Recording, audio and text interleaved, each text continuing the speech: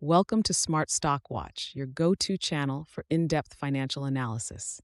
Today is October 15th, 2025, and we're diving into the latest earnings report from Bank7.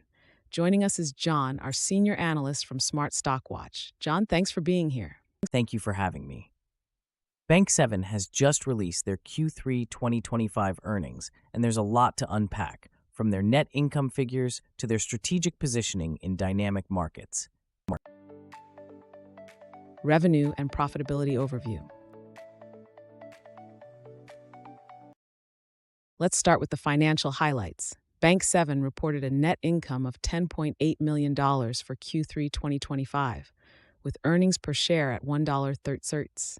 How does this compare to their previous quarter, John? While the net income saw a slight decrease of 2.35% from the previous quarter, the earnings per share also dipped by 2.59%.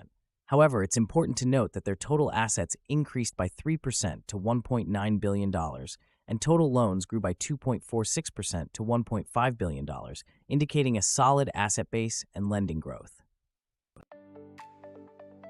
Capital and liquidity position.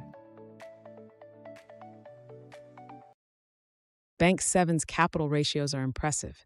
Can you elaborate on their capital and liquidity position? Absolutely. Bank7's Tier 1 leverage ratio stands at 12.71%, with a Tier 1 risk-based capital ratio of 14.23% and a total risk-based capital ratio of 15.44%.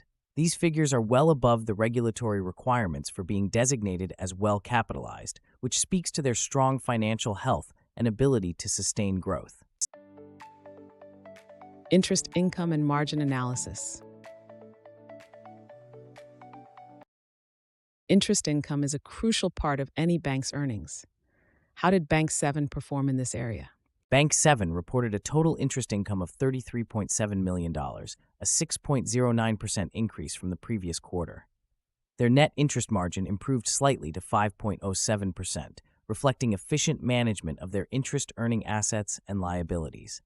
Despite a higher interest expense of $10.7 million, their net interest income rose to $23.0 million, showcasing robust margin management. Operational efficiencies and future outlook. Operational efficiency is key for sustained profitability. How is Bank7 managing its operations? Bank7's pre-provision pre-tax earnings, PPE, increased to $14.9 million, indicating effective cost management. Their non-interest income was $2.2 million, while non-interest expenses were controlled at $10.4 million. CEO Thomas L. Travis emphasized their strong growth positioning, supported by robust capital ratios and strategic market locations. EPS forecast and analyst expectations. Analysts had forecasted an EPS of 1 through 3 for Bank7. How did the actual results compare? Bank7 exceeded expectations with an actual EPS of $1.30, beating the forecast by $10. This outperformance, despite a challenging economic environment, highlights their operational resilience and strategic focus. Key takeaways. In summary, Bank7 has delivered a solid performance in Q3 2025 with strong financial metrics and strategic positioning for future growth. Thank you for joining us, John. Thank you. Bank7's ability to exceed EPS expectations and maintain robust capital ratios positions them well for continued success. Thank you for watching Smart Stock Watch. Don't forget to like, share, and subscribe for more financial insights.